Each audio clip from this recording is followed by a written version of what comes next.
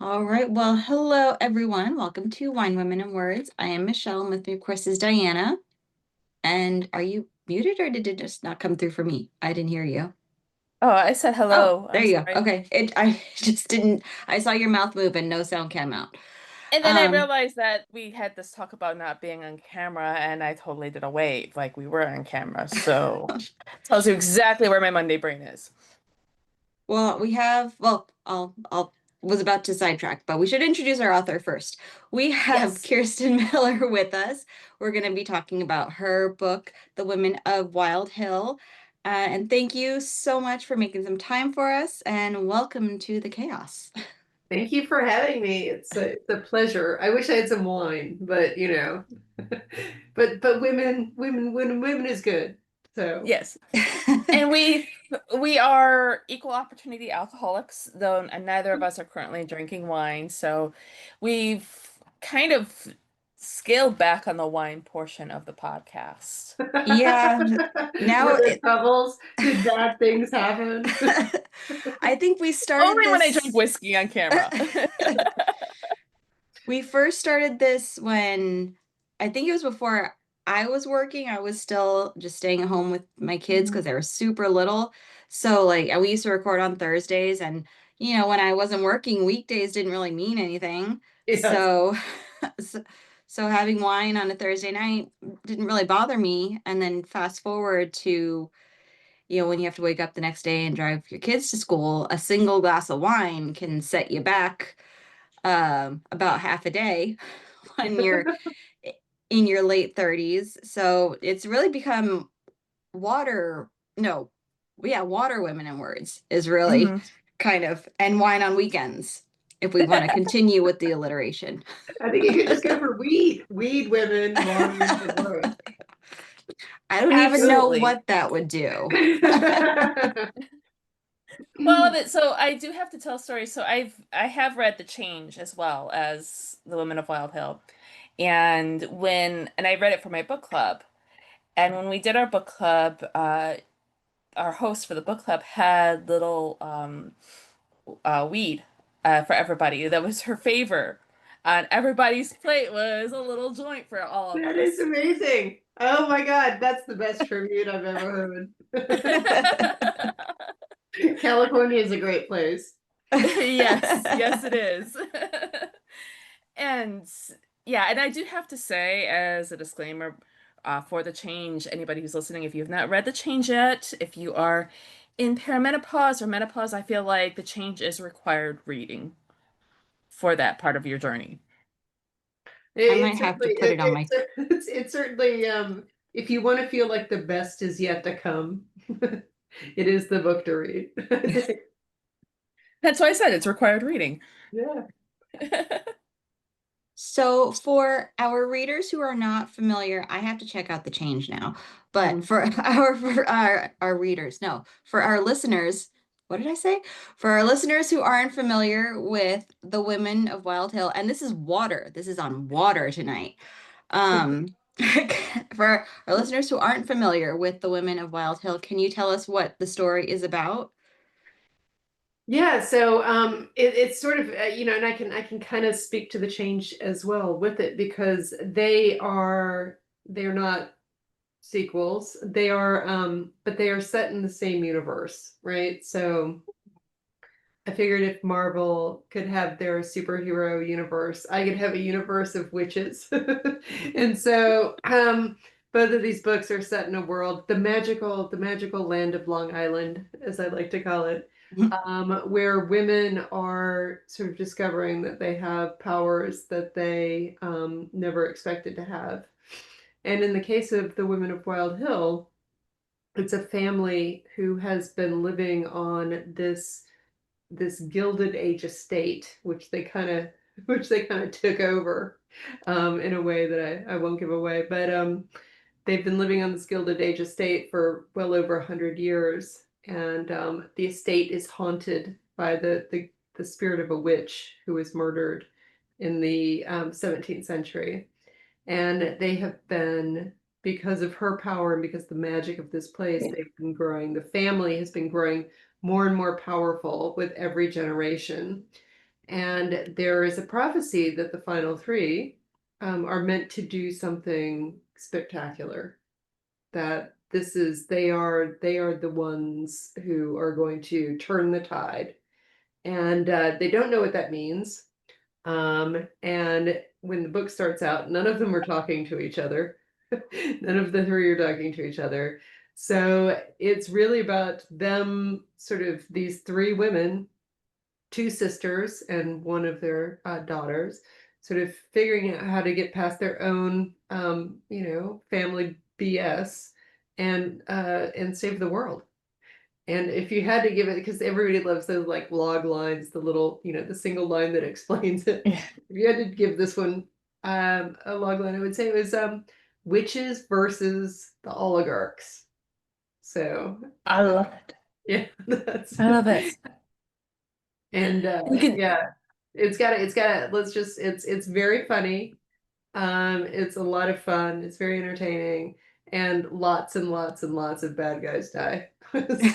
yes, yes, So if you're in the I can mood, if definitely. you're in the mood for a little homicide, this is the book for you. Yes, chapter 2. That was that I think out of all the chapters, I think that one was my favorite. And Thank you. I mean, you just get it started like right away there too. I I mean, I I was think looking for a way to use a feral hog for like many years. did it well, let me just Thank say. you. I appreciate that. There is something to be said. I know, I mean, depending on the story, of course, and how much world building has to go into it, you can't always dive into action right away. But there is something to be said for books that really kind of just like go for it right off the bat. I don't know if that happens frequently enough. Well, you know what I think it No. happened with this was because I had already created this universe and I knew the rules and everything That's when true. I wrote the change. And so it's a completely different set of characters, although there's one character who overlaps. But I knew the world well enough that I felt really comfortable sort of jumping in and getting to the murder right away. Yes. Well, I also feel like that murder, especially the one in chapter 2 with the feral hog, I feel like that was also part of the world building in Yeah, the yeah, story as well. I think that had a lot to do with the world building because then it also goes into um Phoebe. No, yeah, Phoebe. I got the sister Phoebe, yeah. It goes into her character and who Oh, she is sure, sure. and how she does things that I'm like that and I so I really feel that really builds into that. Yeah, yeah, she's I like all these. I like the three main characters. They're a lot of fun. Yes, and that leads to my next question about the sisters, Hmm. where I'm finding personally my last book, Antoinette's Sister, obviously book about sisters, Yeah, of and course. then the one I have coming out in next year is also about sisters, and I'm finding I'm really loving writing about sisters. What about the sisters with for you? What was it like building that relationship and creating their dynamic together? Well, I mean, as you know, like the that relationship it is the most, I think it's the most complicated relationship that you can have because Mhm. you are, in even in the best sister, relationships, you are both, you can be each other's greatest supporter and, arch enemy at the same time.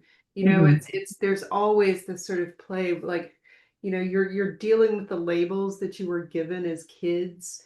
Mm. You're sort of Mhm. dragging around all of this baggage, more baggage than you have with literally anybody else. And and so it's a really messy, wonderful, rich relationship. And particularly, these relationships between women, because we're often set against each other, we're often defined in opposition to each other. These are two sisters who've always been told that they're kind of, the dark and the light, the yin and the yang.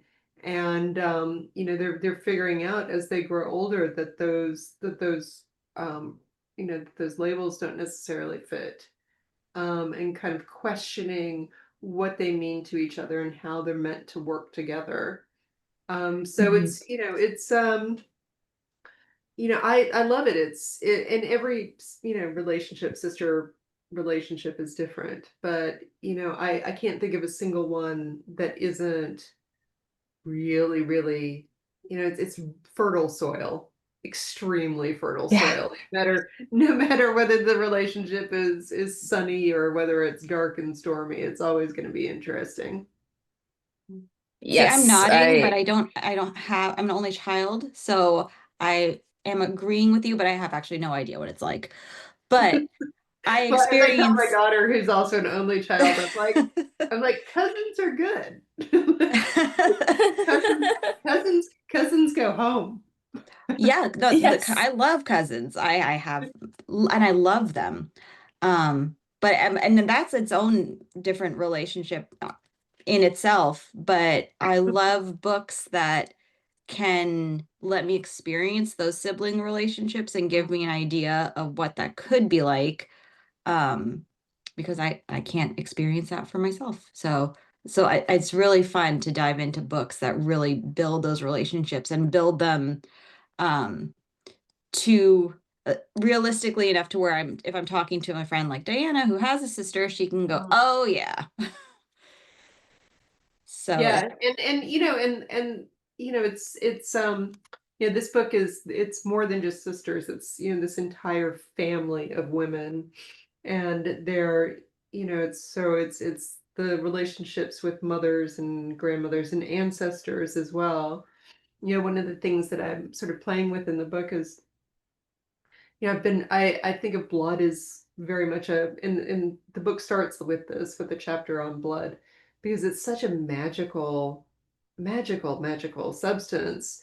If you think about it, it's like in every single drop is every one of your ancestors, mhm. inside every drop, inside every cell is all of your talents and your gifts and your curses and all of this. And so it's really, and this is passed down from mother to child. And when you start thinking about it in these ways, it becomes, you can see where sort of the science and magic begin to overlap. And I don't know, I just find it absolutely fascinating. And then, so the idea, I love stories that have prophecies. But then as a writer, it sounds like it's such a fun idea to create this prophecy. And then you have to sit down and you have to actually create the prophecy for your characters. And prophecies have to be super vague and they can't pinpoint, you will do this. So what was that like for you to have to create this prophecy that your characters were going to, live with their entire life and then ultimately realize they're the ones that are going to have to fulfill it. As you were talking, I was thinking it might be fun to actually write a book where the prophecy is super specific. Like on Wednesday, October 31st at 4 o'clock, and And then then just wait like every falling into year. that, like my um yeah, so I mean, I think what kind of makes this prophecy, or living up to this prophecy, more complicated than it would otherwise be in the case of these characters, is that the person who's supposed to tell them what it is dies unexpectedly. So they have like only like the most vague, like the vaguest senses of like what they're supposed to do, because this was information that was supposed to be passed down and it just never was. So, they know that they're supposed to do something. They have no idea what it is. But, they are sort of brought together, against their will, in many ways, back to this place that they know is, kind of at the heart of everything that they are supposed to do. So that's the first step is getting back to Wild Hill, which is the name of the estate where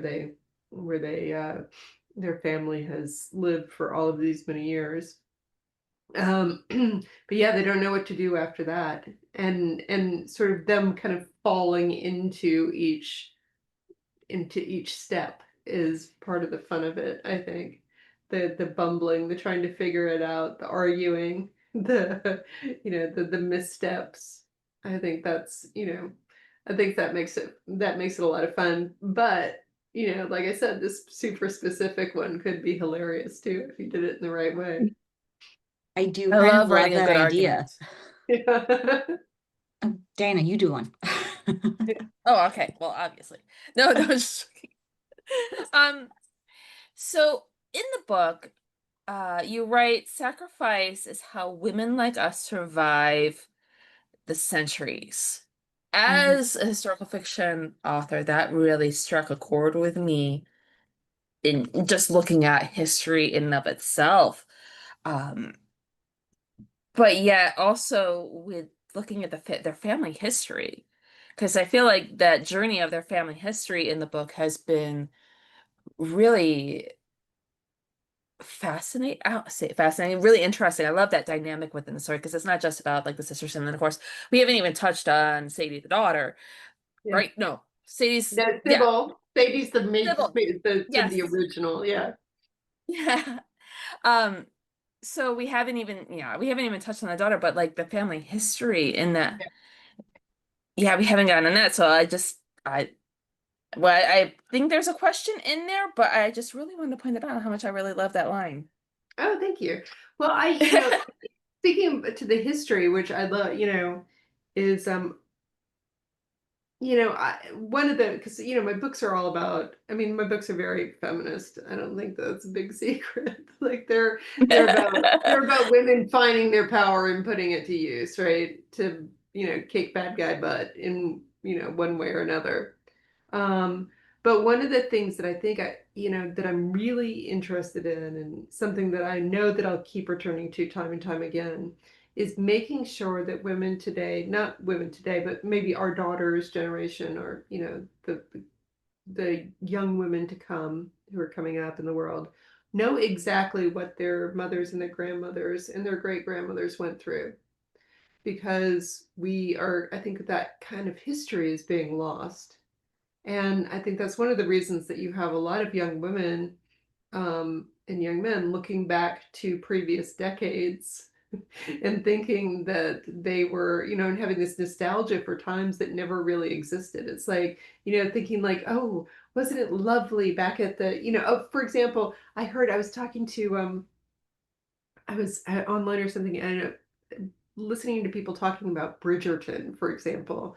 They're like, oh, I would love to live in that time. And like, absolutely, you would not want to live in that time. It was horrible for women. Like, I mean, the Jane Austen books are all about finding a husband so you don't get thrown out on the street. You know what I mean? It's like, so I just want to make sure that people know what kind of lives women in the past led. And that was one of the reasons that I wanted to show kind of the whole span of this family history, and what even women with these great powers were kind of dealing with, throughout the years. Yeah, I mean, it wasn't, it's kind of been this almost cliche point, but it wasn't witches that they burned, it was women. Yeah. It was women that were burned. And I mean, and we're still erasing history. I was really, really disheartened with like the administration doing what they're doing with like history and rewriting it. There was Yeah. one website on like the National Archives or something that had a lot of really great information about the women resistance in Italy during World War II. And I went back to just verify a few things that I had based on the article, and the article's gone. It was just Uh, completely wiped. it's crazy. Yeah, well, Mhm. this is straight out of a playbook, isn't it? You know? Yeah.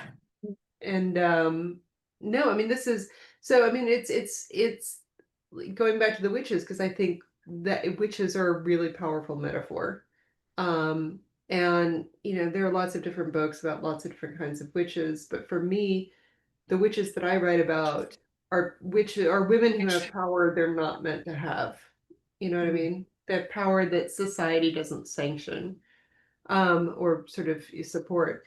And that's the women who were burned as witches. That was who they were, you know? They were women who were healers or midwives or loudmouths or, you know, widows who inherited, you know, property that somebody else wanted.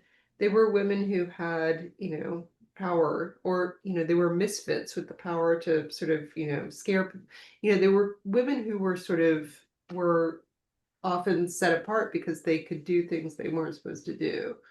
And yeah, and that's why they're hiding, you know, articles about women who were effective fighters. You know, I would Yeah. imagine there's all sorts of other things they'll be sort of sweeping under the rug as quickly as possible too, because Yeah. Or it that they doesn't haven't help. already done. Yeah, because it doesn't help because it doesn't help them to have women seen as capable, powerful, and courageous beings that should be treated equally. Yes, and interestingly enough, one of my next questions I had is I've noticed that there's been an uptick in witchcraft literature. Yes. Oh, this And I is my just thing. Okay. Yes. Yes. Yes. In fact, okay. I'm going to write something about this. Take it away, So Kirsten. no, Take no, it away. no. I think it's, and I this has been part of my spiel for the past, like, you know, because I was on tour for this book, and yes, witch books. So there are tons of them, and you know, one of the first things, you know, I mean, because women are often pitted against each other, because books or authors are pitted against each other, because books are pitted against each other, everybody's like, oh, you know, they assume it's competition. And I'm like, no, I want all the witch books. I want everybody writing witch books. Like, because to me, and I'm pretty confident in this about this, it's not a literary trend. It is a cultural phenomenon. It is a movement. It Hmm. is because fiction is, you know, fiction is laboratory for real life, right? It's where we sort of Yeah. work through our ideas and figure out what's possible, figure out, you know, how things might work. And what I see is a bunch of women thinking, ooh, power, you know, sort of feeling it, sensing it, because we are the most powerful women who've ever lived. I mean, hands down, not even close, right? So they're Mm. Yeah. sensing that, and they're playing with it, and they're thinking, what should we do with this? And that's what all of the witch books are about. That's what my witch books are about. That's what every witch book I've ever read is about on one level or another. You know, what is it we're going to do with this power? And so when I walk into a bookstore and I see all the witch books, I'm like, yes, yes. I want to see more. And you know, I want to meet all of these women. I want to join, I want us to have a big coven. I want us to take over the world. I want us to save, you know, everybody and everything. Like, I think it's fantastic. What do you think? I love it. I feel like it's a pushback on the patriarchy in a lot of ways. Oh, absolutely. And I'm thinking I really, really want to write a witch book at some point. What do you I'm think? like, I You want can to. like I feel really it in want. like the back of your head, like the idea is there. Like it just has Yeah, to come to there's the something front. there. Well, this is like everybody's witches are different. You know, everybody Hmm. comes with a completely different take on it. And Mhm. Hmm. I love it. I absolutely love it. I will never ever grow bored of reading books about witches or watching shows about witches, or like I just, you know, to me this is us figuring out that we can do things that we were never allowed to do before. Absolutely. And anything that has like witch in it, I'm like immediately like, let me buy it, let me get it, let me read it. Um, Whether it's fantasy, contemporary, historical, I love all of them. Oh, by the way, if you're what is it? I might have it up here. The best book, the book that really one of the, because you know, history books about witchcraft are really hit and miss often. Like, you know, Yeah. Mm. some of them are so dry, it's like you want to die before you. But Witchcraft: A History in 13 Trials by, Oh. oh, it's so good. It's so good. And she goes through, God, what's her name? I think it's Marion Gibson. She goes through it's not just Salem, it's not just Scotland, it's like lots of different trials all over the Oh, world. So you get a really interesting. kind of amazing sort of 10,000-foot view of what was happening and who was being persecuted. And You said the author was Marion Gibson? I thought so. Is it wrong? Hold on. No, no, I'm just thinking because we had Andrea Catalano on who had the first witch. And I believe she referenced her as a book, one of her recommended books that she was talking about, because she was Oh, it's also so talking good. about Oh, I witchcraft. think you're right. It is Marion Gibson. Yes, that's why I was Yeah. like, oh, I have heard that author's name, and that's yes. No, it's really great. I mean, for it's it's a history book, so it's Mhm. because I love I'm I'm kind of a history you know geek myself, so like that's my kind of thing. I don't know if it's everybody's, but I suspect it's yours. It's definitely mine, yeah. Well, so another question that we love to ask because it's constantly adding to our TBR piles is what are you reading now? What am I reading? Oh, for the Frozen River. Um, and I Ooh. highly recommend it. Hold on. I was a bookseller in Minneapolis, Big Hill Books recommended it to me. And it's historical fiction. It's set in like the years just after Colonial. just after the American Yeah. Revolution. Yeah.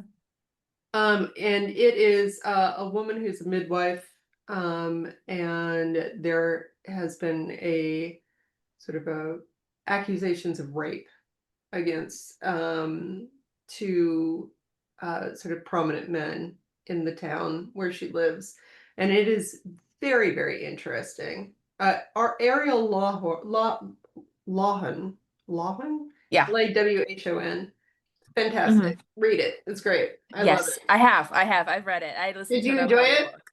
Yes, I did very much so. I really liked the trial and the legal history that was going on during that part. I really enjoyed.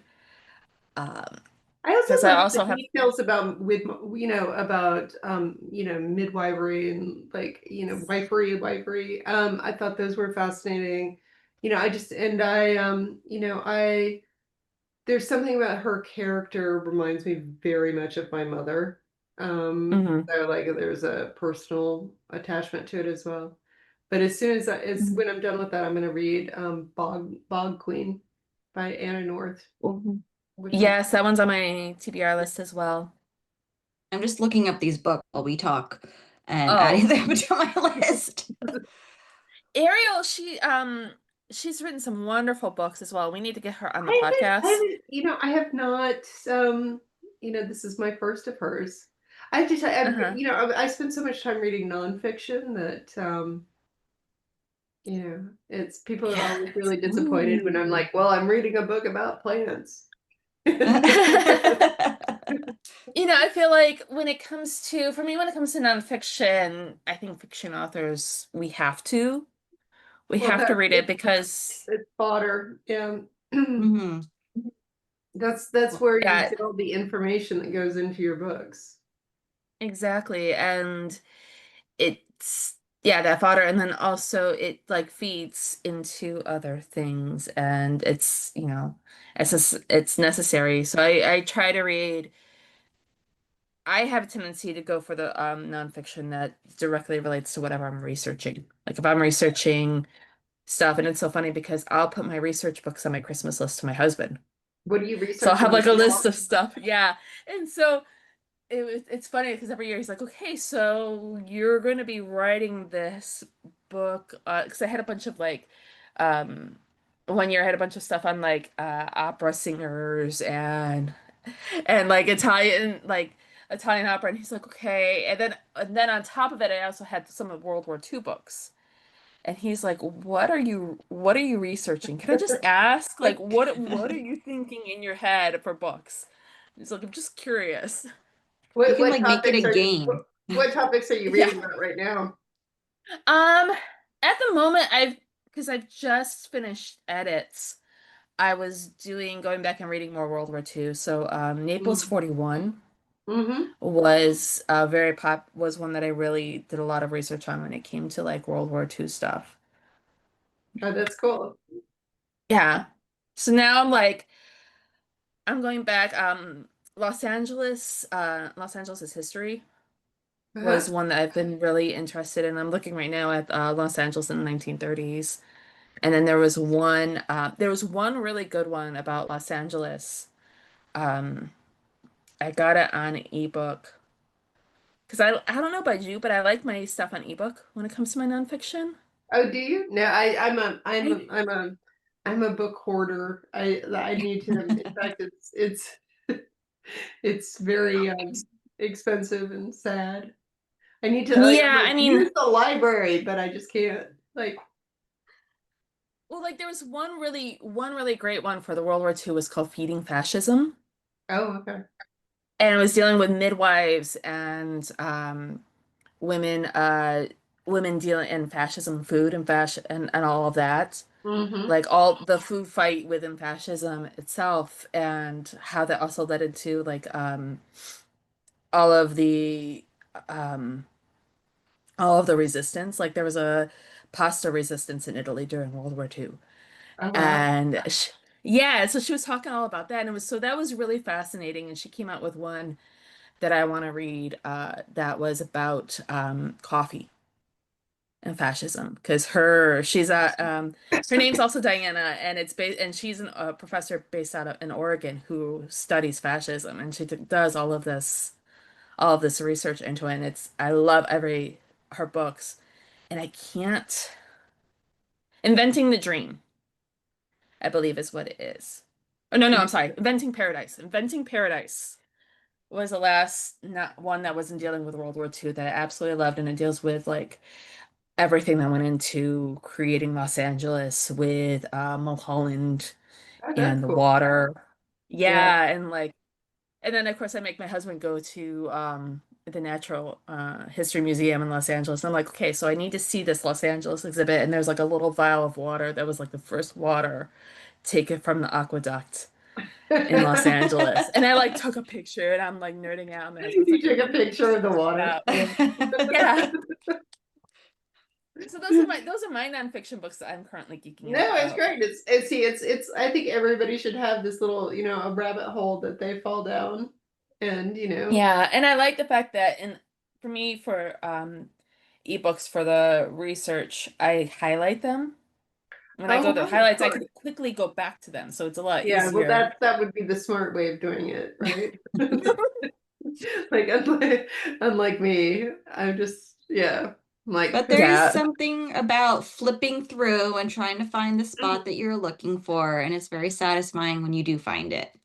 well, I mean there Yes. yes, there is it's for me it's just I don't know. I feel like with words on a page I don't know, they stamp themselves on my brain a little bit, Mm. a little bit darker ink. But I mean I do enjoy an audiobook from time to time. Yes. Well, I know we are just about, well, actually, we're over. That's why we say roughly, approximately 30 Right. Yeah. minutes. If we're having a It good gives time us. talking about nonfiction books, we're gonna keep talking about nonfiction books. We're talking about everything but the books we write, yes. Yeah, exactly. We Let's love a talk good about tangent. mushrooms and yeah. But the Women of Wild Hill came out earlier this month, so you're still riding the publication chaos. A little bit, yeah. It was a bit crazy for a little while. It's calmed down, and then I'm, gonna go out on the road again at the end of the week. So, um, but it's been fun. It's been fun. Yeah. Absolutely. Everyone, if you would like to order your own copy of The Women of Wild Hill, be sure to check out our show notes. We'll have the link to our bookshop on bookshop.org so you can order your own copy. As always, bookshop.org supports our amazing writers. It supports the podcast, but most importantly, it supports all the wonderful indie bookstores out there. We And love bookshop.org. Yeah, Yes. awesome. And Kirsten, thank you so much for making some time for us tonight and coming and hanging out with us. We really appreciate you. Oh, it was so much fun. And next time, weed and wine, right? Yes. Yeah. Wine for sure for me. All right, I'm bad. Pure preference. All right. Have a good All right. night. Thank you guys. Bye. Bye.